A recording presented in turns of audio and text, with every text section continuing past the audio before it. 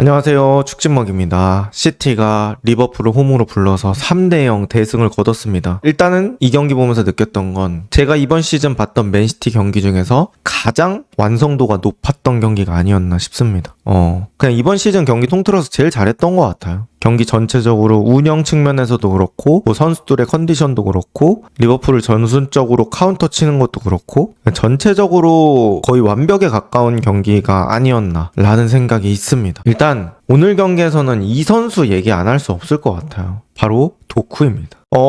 저는 개인적으로 이런 축구 선수를 좋아합니다. 요즘 축구에 잘 없는 유형이고 대부분 팀 단위로 게임이 돌아가는데 개인 능력으로 팀을 무너뜨릴 수 있는 선수를 저는 간절히 찾고 있어요. 왜냐면 그런 선수들이 있어야 축구의 재미가 저는 올라간다고 생각하거든요. 근데 오늘 도쿠는 그런 선수임에 충분했습니다. 진짜 미친놈이다. 아니 개미친놈이다. 저는 이 도쿠라는 존재의 오늘 퍼포먼스를 봤을 때는 사실 리버풀의 플랜 A의 상당 부분을 무너뜨린 선수라고 생각을 합니다. 어떻게 보면 축구에 있어서 개인 전술은 정말 위대하다고 생각을 해요. 왜냐면 리버풀이 어느 정도 짜온 계획이 있었을 거죠. 이렇게 압박을 하고 이런 식으로 플레이를 하고 그런 것들은 사실 예상 범위 안에 있을 때 뭔가 가위바위보 싸움처럼 되는 거잖아요. 근데 도쿠가 두세 명 끌고 다 뚫어버리고 이런 것들을 예상 범위 안에 넣진 않았겠죠. 도쿠가 이런 식으로 두세 명 아예 잡아 끌어버리면 다른 데서 분명히 수적인 우위가 생길 테고 이 정도로 심각하게 잘해버리면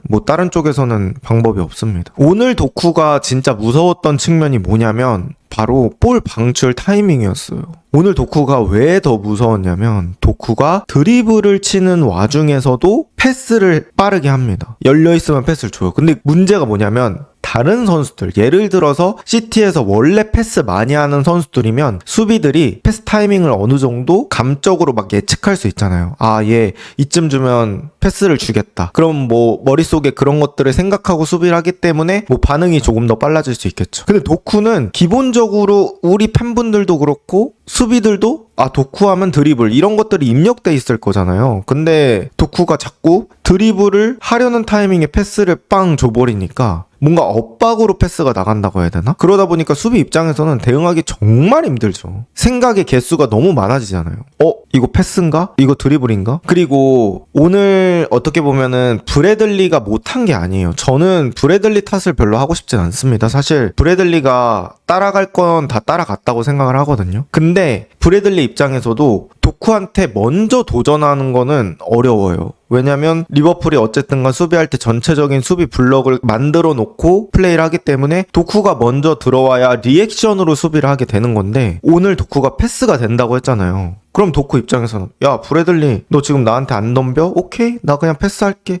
그러고 사이에다 딱 패스를 넣어버리는 거예요. 이게 오늘 도쿠가 됐기 때문에 본인의 장점인 드리블 파괴력이 더 올라갔다고 저는 볼 수 있을 것 같아요. 그러니까 어쨌든 너무 괴물 같았고 제가 이제 도쿠한테 항상 좀 아쉬웠던 부분이 뭐냐면 도쿠의 역습대 뽀른반이라고 저는 느꼈어요. 그러니까 도쿠가 저는 단거리에서 속도 변화 줘가지고 1대1 성공시키고 이런 것들은 진짜 기가 막히다고 생각해요. 그거는 이번 시즌뿐만 아니라 지난 시즌도 워낙 잘하던 거니까. 근데 도쿠가 유로 때도 제가 벨기에 대표팀에서 하는 거라든지 시티에서 하는 거라든지 보면 이 긴거리 뽀른발 할 때 거기서 패스 타이밍이 조금 늦어지면서 고립되고 뺏기는 그런 상황들이 저는 많이 있다고 느꼈었거든요. 근데 오늘 경기 같은 경우에는 꽤 긴 거리를 하더라도 두세 명을 떨궈냅니다. 이거 차이가 큰 거예요. 그러니까 이거는 혼자 개인 전술로 개인 능력으로 전술 자체를 무너뜨려 버리는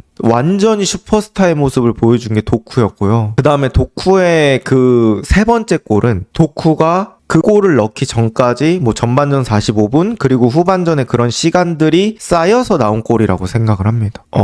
니코 곤잘레스가 반대 전환 잘 해줬고 어쨌든 도쿠가 공 잡아가지고 코나테 상대로 앞에서 1대1을 하잖아요. 이게 그 전에 상대 수비한테 데이터가 쌓이는 게 도쿠가 오늘 패스도 하지 라는 그 경우의 수 때문에 쉽게 달려들 수 없었다고 생각을 합니다. 그러다 보니까 도쿠가 그걸 이용해서 순간속도로 슈팅각 만들고, 가마차기 퀄리티는 이거는 오늘 도쿠가 워낙 감이 올라와 있기 때문에 슈팅까지 또 잘 된 거라고 생각합니다. 그래서 오늘 도쿠는 제가 근래에 본 개인 퍼포먼스로 이렇게 팀을 바꾸는 선수가 있었나? 라고 생각이 들 정도로 압도적인 그런 느낌이 많이 들었습니다. 그 다음 또 얘기를 해보자면, 오늘 이제 리버풀이 지난 레알 마드리드전에서 그 압박으로 좀 재미를 봤잖아요. 빌라전도 그렇고. 저는 그래서 이제 지난 시즌 느낌으로 오늘도 플랜 A를 가져왔다고 생각을 합니다. 그런데 이런 전술의 카운터는 결국 리버풀이 이렇게 좁은 공간으로 몰아서 압박했을 때 그냥 시티가 풀면은 리버풀은 이렇게 수많은 뒷공간이 열리기 때문에 거기서 리스크가 발생하는 거잖아요. 근데 오늘 시티 선수들은 정말 침착하게 잘 빠져나왔습니다. 여기서 뭐 3자 패스 돌리는 거라든지 느린 볼이지만 되게 침착하게 잘 나왔어요. 여기서 시티가 몇 번이라도 벗겨 먹으면서 여기서 리버풀이 좀 체력적으로 많이 손상이 일어났다고 생각을 합니다. 시티 전체적으로 되게 좋은 모습을 보여줬고, 저는 여기서 이제 시티의 선택이 좋았다고 느끼는 게 뭐냐면, 여기다가 베실바도 지원해주고요, 포든도 지원해주고요, 셰르키도 내려와서 지원해주고요, 도쿠도 내려옵니다. 그러니까 보통 이런 경우들이 있어요. 이런 탈압박을 그냥 수비수한테만 맡기고 여기서 역습 대기하고 있는 그런 팀이 있나 하면, 오늘 시티는 홀란드를 제외하고는 거의 다가 이런 식으로 같이 숫자를 맞춰주기 위해서 아래로 많이 내려갔어요. 근데 이제 여기서도 저는 도쿠의 역할이 좀 컸다고 생각을 했는데, 이런 상황에서도 짧게 이렇게 패스를 연결합니다. 다른 일반적인 선수는요. 근데 도쿠한테 패스를 가면 도쿠는 패스가 아니라 갑자기 드리블을 쳐버려요. 그러니까 여기서 조합적으로 조금 다른 선수가 있는 거죠. 근데 오늘 어때요? 도쿠가 드리블이 미쳤죠. 그러니까 도리블이 미쳤습니다. 도리블로 이렇게 두세 명 딱 제친 다음에 그때 패스를 딱 해버려요. 개인 전술은 진짜 못 막으면 끝이라니까. 이거 어떻게 그냥 자연재예요, 상대 입장에서는.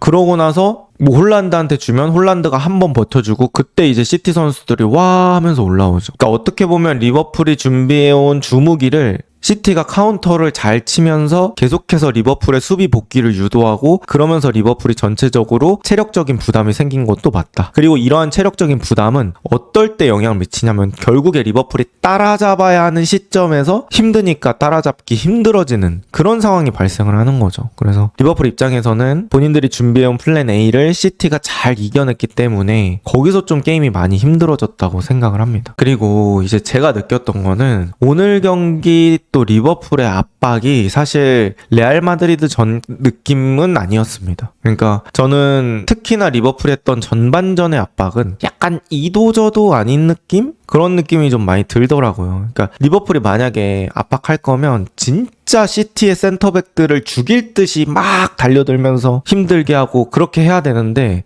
오늘 사실 시티의 센터백들을 많이 괴롭혔나? 라고 생각하면 그건 아니라고 생각해요. 그러니까 리버풀이 레알 마드리드전 되게 힘들게 만들었던 건 디나이선을 정말 많이 괴롭혔거든요. 근데 오늘은 리버풀이 그만큼의 에너지 레벨이 나오지 않았고, 또 어떻게 보면 리버풀이 압박의 선봉장 역할하는 그 소보슬라이의 에너지가 그 절정이 아닌 느낌이 저는 좀 많이 들었습니다. 그래서 소보슬라이도 좀 지치는구나, 소보슬라이도 사람이구나, 뭐 이런 느낌이 저는 좀 많이 들었고, 리버풀은 준비해온 전술과 그 전술을 이행하는 선수의 퀄리티가 오늘은 좀 아쉬운 게임이라고 볼 수 있겠습니다.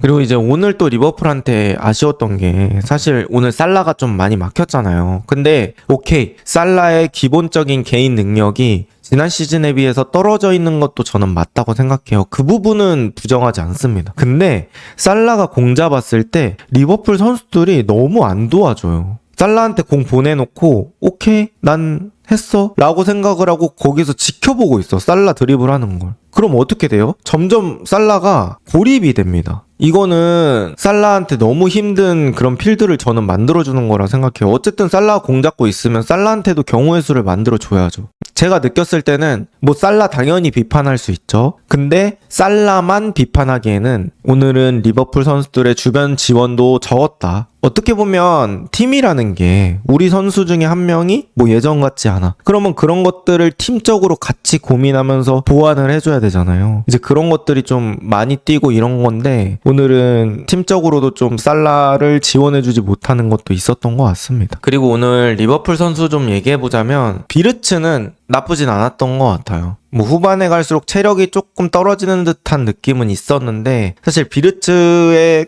컨디션 자체는 나쁘진 않았다. 경고도 2번 얻어내고 그렇게 했으니까. 근데 뭐 나쁘지 않았던 정도지 잘했다고 얘기하기는 어려울 것 같아요. 뭐 그 정도까지만 얘기를 해야 될 것 같고, 그리고 이제 슬롯이 후반에 에키티케를 제외하면서 비르츠 제로톱으로 갑니다. 에키티케가 컨디션이 좋지 않았기 때문에 뭐 슬롯 입장에서는 충분히 할 수 있는 교체라고 생각은 되긴 돼요. 근데 어쨌든 비르츠 제로톱으로 갔는데 그것도 효과를 저는 내지 못했다고 생각을 하거든요. 이거는 저는 약간 비르츠의 습관 내지는 습성 같은 부분이 있다고 생각을 하는데, 어쨌든 비르츠가 제로톱이라고 한다면 박스에도 들어가서 마무리하는 역할도 해줘야 되잖아요. 그러니까 박스 바깥과 안을 오고 가면서 그렇게 해줘야 되는데, 비르츠는 제로톱 역할을 부여해도 공격형 미드필더처럼 플레이하더라고요. 그러니까 바깥으로 나와서 패스를 줬어요. 사이드 쪽으로. 그 다음에 비르츠가 다시 그 공간으로 안 들어가 주더라고요. 그러니까 그 자리에서 다시 리턴을 받으려고 해요. 그러니까 비르츠 공 줬으면 자기가 이제는 톱 자리 가서 톱을 채워줘야 이 사이드로 가는 의미가 생기는 거죠. 사이드로 가서 크로스를 올리려고 하는데 막상 박스 안에 아무도 없어요. 그럼 그 사이드로 간 공격 작업 자체가 크게 의미는 없어지는 거잖아요. 그래서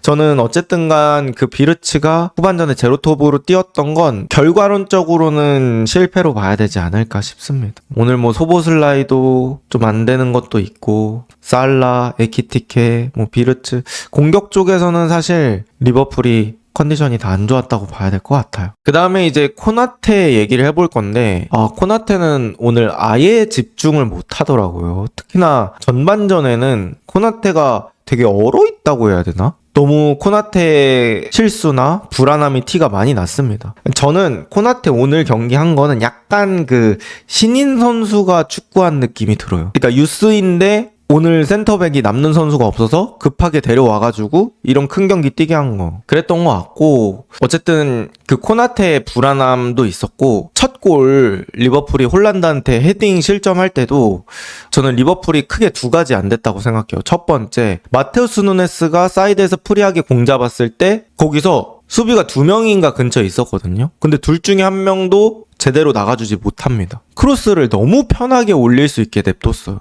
거의 보고 올릴 수 있게. 그리고 그 크로스가 올라올 때 코나테가 낙구 지점을 또 잘못 찾으면서 홀란드한테 헤더를 허용했죠. 그래서 오늘 리버풀의 수비 완성도도 좀 아쉬웠다 볼 수 있겠습니다. 그 다음 오늘 저는 베실바를 또 얘기를 해야 될 것 같아요. 그러니까 베실바가 사실 하이라이트나 이런 거 보면 많이 티나진 않는데 계속해서 1인분 이상 잘 해주고 있는 것 같아요. 특히나 오늘같이 상대가 이런 식으로 압박 들어올 때 베실바같이 기본기 좋은 선수가 탈압박의 중심 잡아주는 게 되게 중요하다고 생각하거든요. 근데 베실바가 최근에 계속 뭐 거의 센터백 사이까지 내려가 줄 때도 많잖아요. 진짜 유기적으로 많이 띄워주고 또 체력이 좋아. 그래서 베실바가 앞에 갔다 뒤에 갔다 하면서 중간중간에 계속 연결고리 역할을 해주더라고요. 확실히 이 기본기 좋은 선수는 어디 쓰더라도 1인분 이상 하는 것 같습니다. 그래서 베실바가 그런 것들도 잘 풀어줬기 때문에 오늘 시티가 충분히 리버풀의 압박을 잘 풀어나오지 않았나라는 생각이 있습니다. 그리고 니코 곤잘레스 역시 저는 칭찬하고 싶습니다. 오늘 뭐 득점을 해서가 아니라 니코 곤잘레스가 많이 성장하고 있다는 게 느껴지고요. 그 다음에 이제 볼 받았을 때 어떤 압박을 느끼는 정도가 많이 줄어들었다고 생각해요. 심리적으로 좀 여유가 생겼다. 그리고